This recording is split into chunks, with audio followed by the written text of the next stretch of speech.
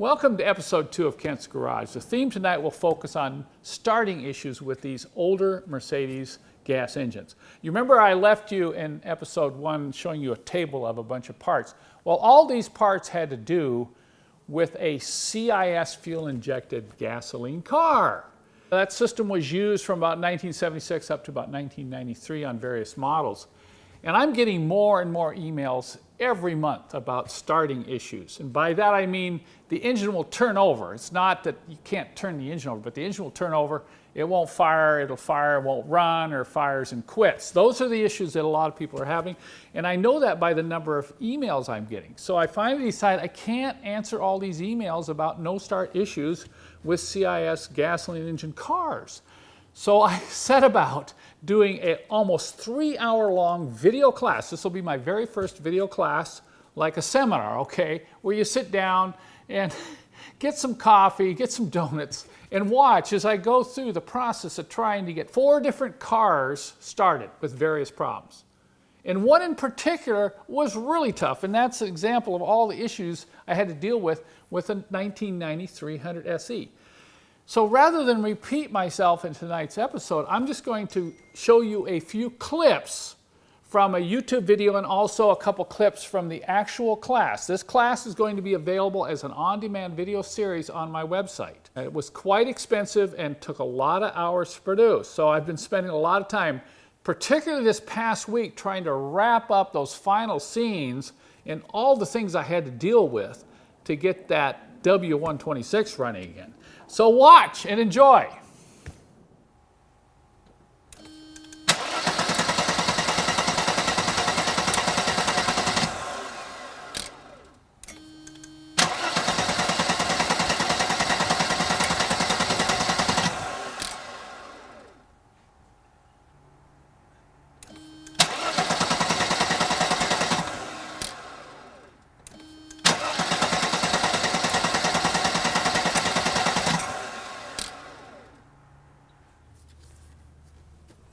Okay, I know what you're thinking. You're saying, hey, Kent, I thought this class was supposed to be on getting the engine to start, and it looks like that engine's not starting again. Well, in keeping with Murphy's Law, let me tell you a little story. I rolled this car up today to shoot these final scenes in this video class, and I let it run for about a half hour. I was just going to kind of let it warm up, and all of a sudden it quit. And I'm sitting there, I'm saying to myself, I can't believe it after all the things that we've changed. Think back to everything that I've done to this engine and changed on it, and it quits again, and now it won't start.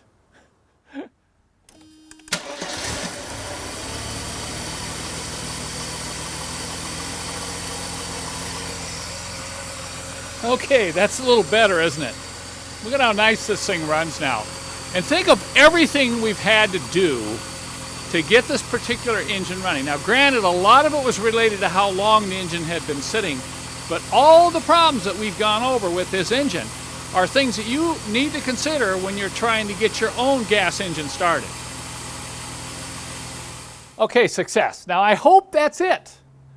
You know, with an old car that's 25 years old, there's no guarantee, but I think we've got it now, okay?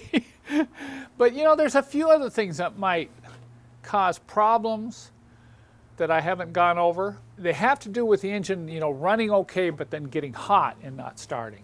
There's 2 other things, and they're hard to troubleshoot. You may need to get a mechanic to help you isolate them, but the coil. I've seen the coils get hot after the engine runs, and the engine will quit or will not restart. The other thing is the ECU down here.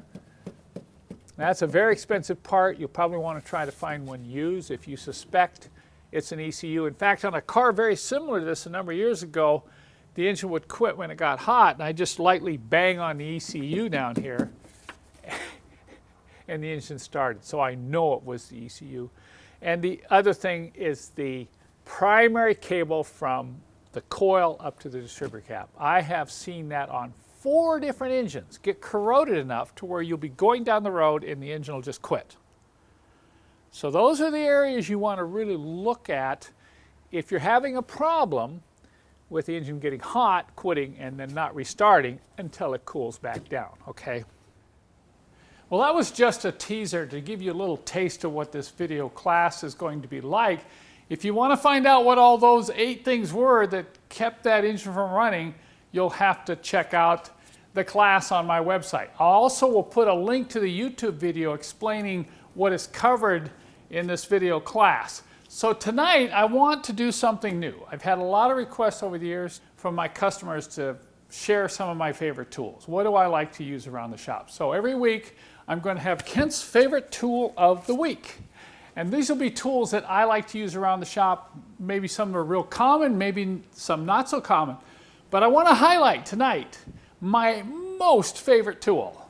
Well, folks, this is my all-time favorite tool right here. These are the wrenches that you need to adjust the valves on these older Mercedes diesel engines. And I know some of you are chuckling, you think, hey, Kent, aren't those the tools that you make? Yes, that's correct. If you have to understand the history behind why I created these tools in the first place, you know why they're my favorite. Sure, I make them myself, but I am very proud of them. We make these right here in our shop. The wrenches are made in the USA. The handle material is made in the USA. The rubberized material is made in the USA. So these are proudly made in the USA by us right here in our own shop. So I thought it'd be interesting for me to take you behind the scenes and to show you how we make these wrenches. Take a look at the quality of this wrench.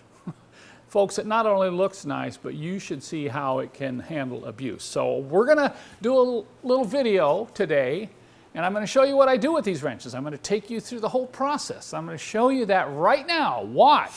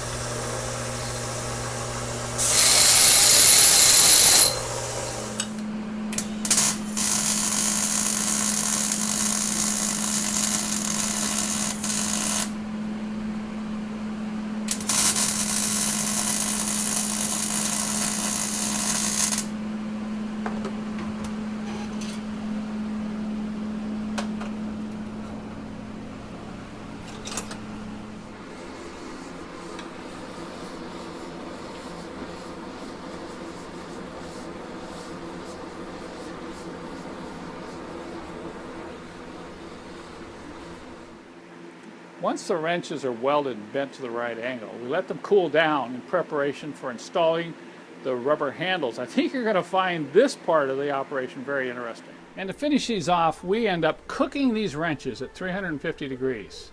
Man, are they tasty. You know, the turbo diesel engine's gone. I'm out here cleaning up. Don't you just love this diesel engine oil that always seems to drain out all over the shop? You know, he showed up with a lifted Yukon. I didn't know that.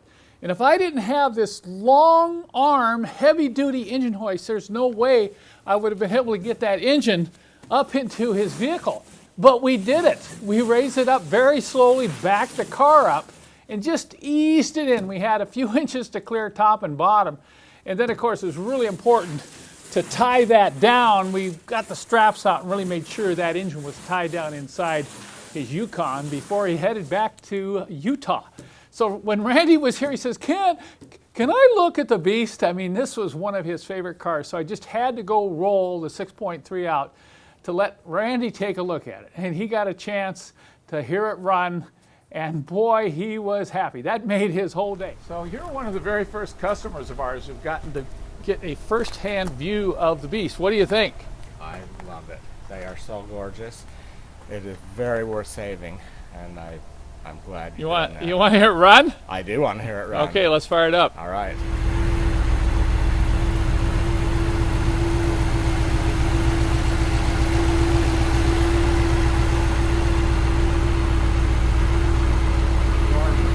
So in the end, we loaded him up, and he was off to Utah. That engine is going to go in another Mercedes diesel that recently threw a timing chain.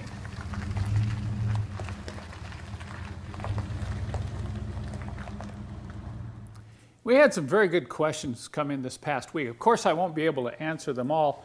What I'll try to do is if I have certain cars in the shop or close by, I'll try to relate questions to those and make it a little more interesting. And I just happen to have my 280SL Happier in the shop today, and I got a question from someone who has the identical car. This is from Matthew in the Czech Republic. He writes, "Hi Kent, I've been trying to tune my 1970 280SL, very similar to Happier, but I get a jerky response at revs lower than 2,000 RPM.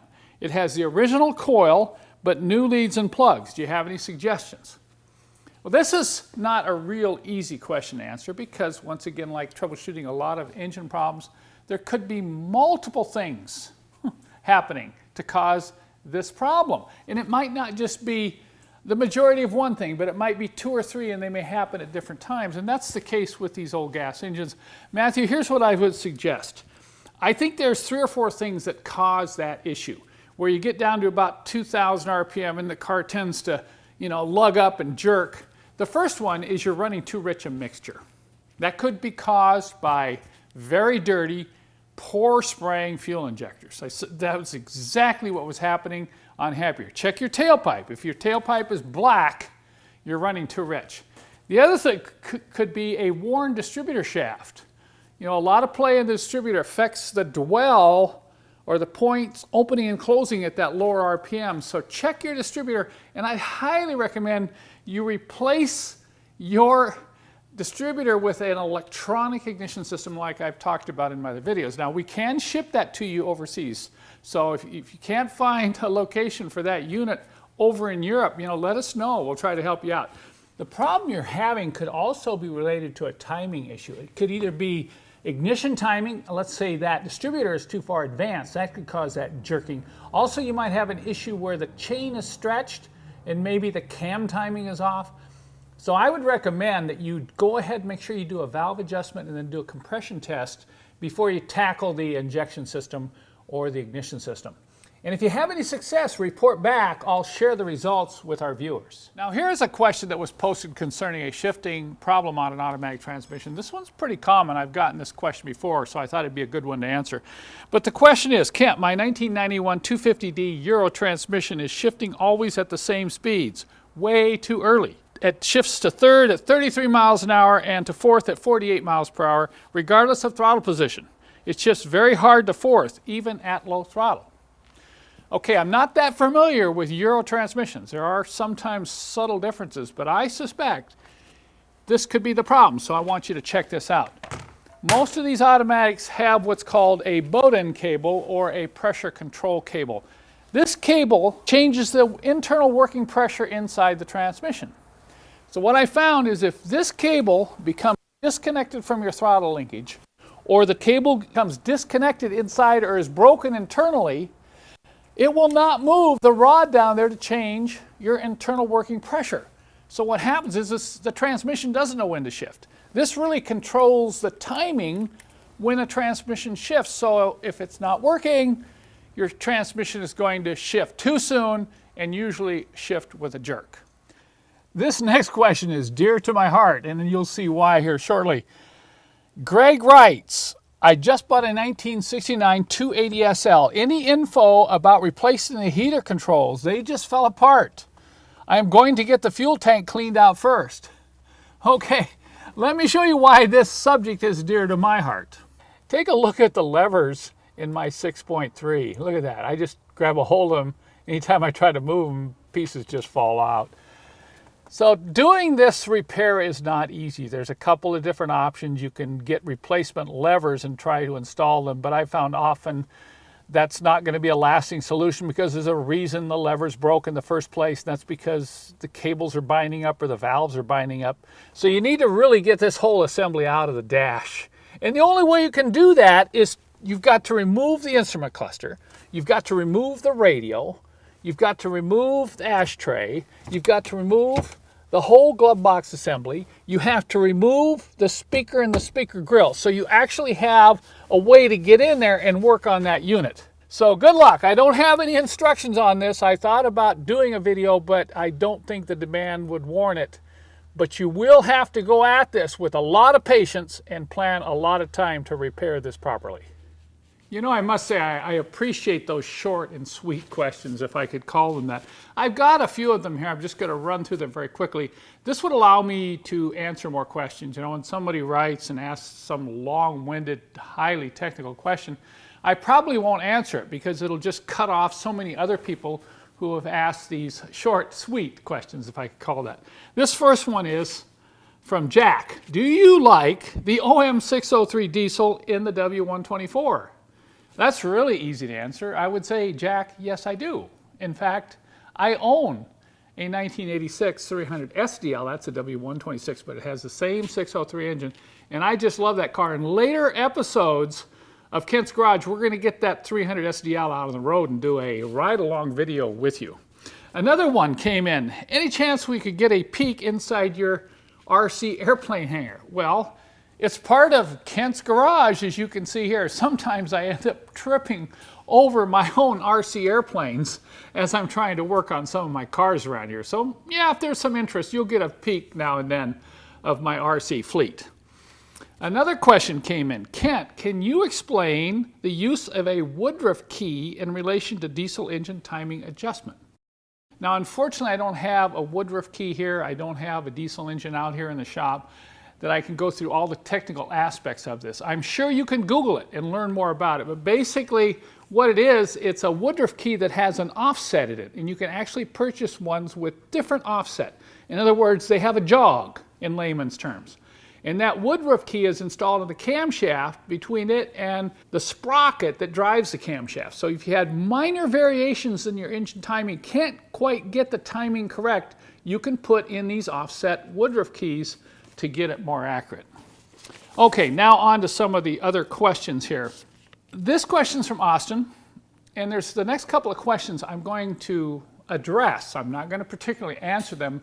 I'm going to address them because, in a way, these are the type of questions I won't be answering in the future. And these are questions related to opinion. Now, granted, a lot of what I say is my opinion, but when you ask a question that's really opinionated, then I'll probably avoid it. And here is one from Austin. He said, could you do a segment on tires? Specifically, what tires are ideal for some of the older 14-inch wheels?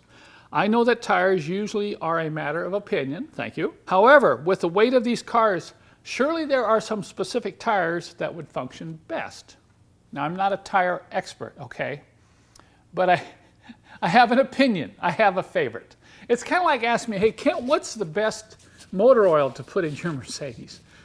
Wow, could you imagine all the comments I'd get flying back at me say, how can you say that? You know, I think this is better, I think that is better.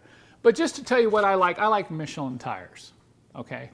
I don't drive my cars at 100 to 140 miles an hour. I'm not an aggressive driver, so grip is not high on my list. What is high on my list is road noise and reliability. And I've had great success over the years with Michelin tires. This is my opinion. This is my favorite. You can see right here on Happier I have Michelins, and I also have Michelins on my 6.3, the Beast. Okay, here's another one. And this one is approaching the real opinionated type of questions. This is from Andrew. Kent, what's your view about the VW scandal? Okay, I won't touch that one, all right? And he also asked, what is the difference between European Benzes and US model Benzes? Well, that's a lengthy question to answer, but basically I can answer this because we have a lot of problems now that we have more international customers. We were constantly running into the problem of knowing whether our parts will fit certain European models. Now, there are basic cosmetic differences. These are primarily with the bumpers and the headlights on the cars, you know, before 2000. There's fewer and fewer differences in the newer cars. But back then, you could always spot it by the different types of bumpers and the different types of headlights. But there were a lot of differences with the engines. In other words, you had engines that we couldn't even get here in the US. Little teeny diesels, little teeny four-cylinders, and so on. So there's some big differences in the engines. So when you're looking for parts for your European model, we may not be able to help you, okay? We do not have comparison data, which is going to cross-check parts with other parts. And if someone writes us and says, Kent, can you ship that part to me? I have, this Euro model 230E or whatever. If we can't verify the part won't work, we won't ship it. You can see why. You as a customer are going to get the part and you're going to be all frustrated. You've waited a couple weeks, you paid air freight, and you find out the part won't work in your Euro model. So that's the deal between US models and Euro models. A lot of times people ask me questions, well, what do you think of this car? How do you fix that car? And whatever. If it's a Euro model, I've never seen them. And you're going to hear one of these questions right now. Someone asked and said, well, I have a 200, this is a really interesting one. I don't have it here on my list, but he said, I have a 200E, 124 chassis. 200E. Now, all of you out there that have had these US cars, have you ever seen a 200E, 124? I never have. Now, I had a 230E a number of years ago, W124, 1986 model, had cloth interior, manual climate control, manual windows. It had the small 4-cylinder engine in it, and that was one of the best, I'm serious, this is one of the best Mercedes I've ever owned. I never had any problems with that car. And we ran it up to 220,000 miles and sold it to some guy in Oregon, and 3 or 4 years later, he was still driving it. Now, I had a problem, the similar problem with the person that asked the question about his 200E, saying that it's burning a lot of oil. The mechanic told him it needs an engine overhaul. Well, what happened with my 230E, which has a very similar engine to the 200E, I was burning a lot of oil too, at about 160,000 miles. But I knew that these engines have a tendency to have valve stem seal problems. The valve stem seals on these engines get very hard, very brittle, and it allows oil to get by the valve guides and down into the engine.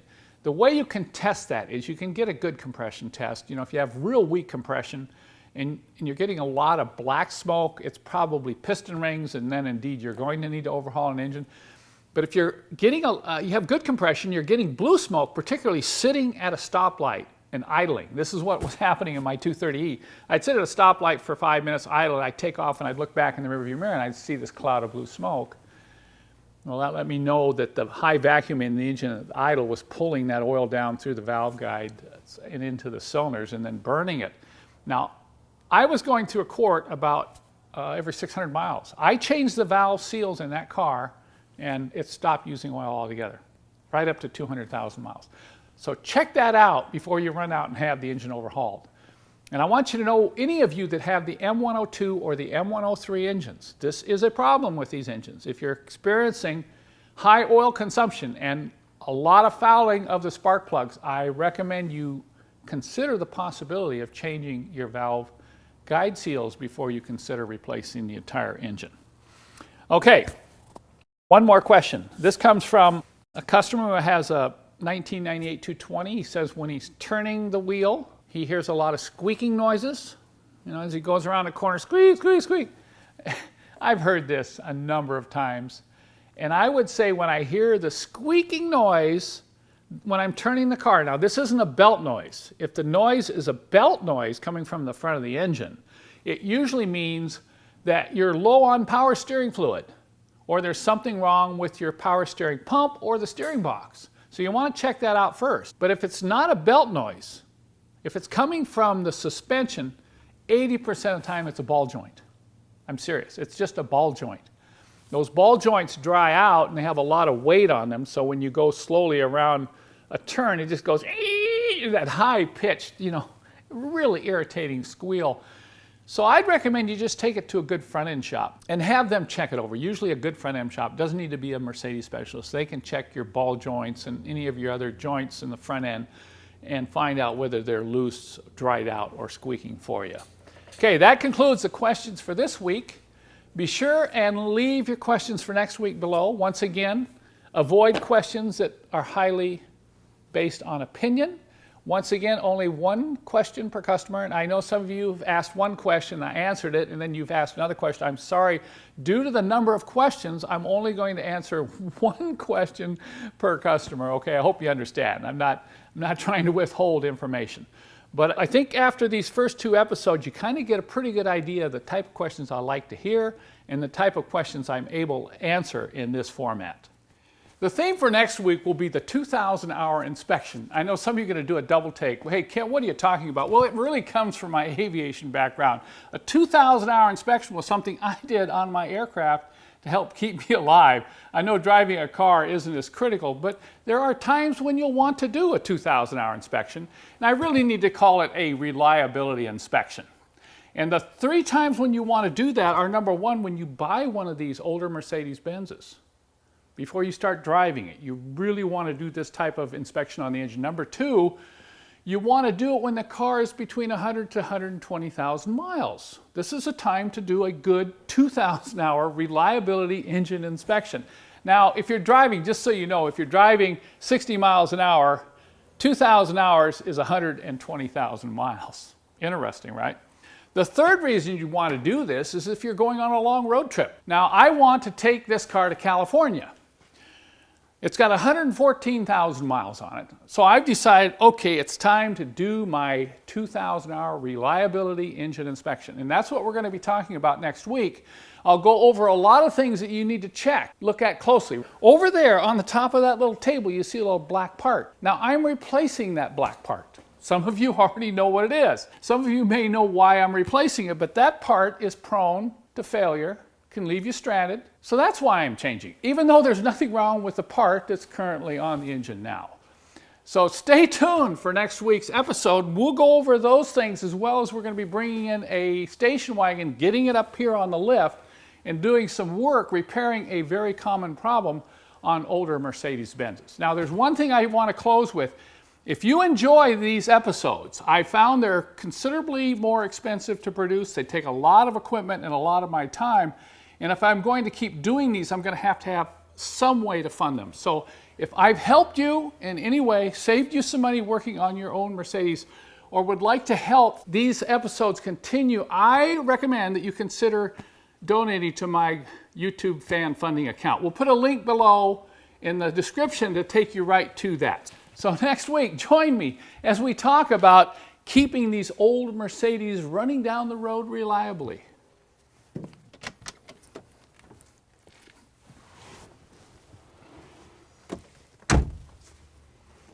And talking about gasoline engine hard starting problems, guess which one of my cars no longer has this problem? Watch this.